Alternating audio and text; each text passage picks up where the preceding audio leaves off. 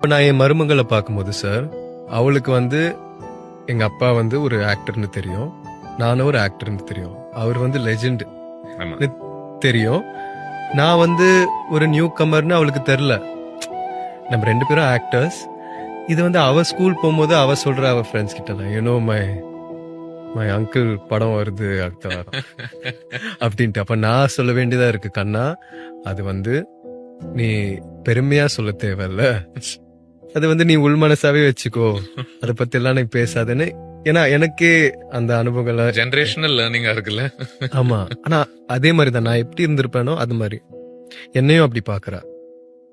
ஊட்டியில நம்ம டிராவல் பண்ணிட்டு இருக்கும்போது நிறைய பைசன் எல்லாம் ரோட்ல நின்னுட்டு இருந்துச்சு. அதை பார்த்துட்டு திரும்பி பார்த்தா என் அங்கிள் தான் உண்மையான பைசன் அப்படின்ற அவ்வளவு பெருமையோட சொல்றா.